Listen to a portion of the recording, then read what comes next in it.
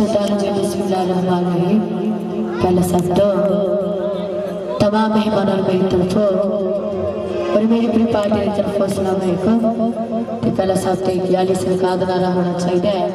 भाई नारे पैदल भाग दे सवा लाख में नारा है हैदरी। पहला शब्द एक हजूर पाक मिलाद पेश करेंगे, उसके बाद याली सरकार तक सीधा फिर सरकार दिया काफिया।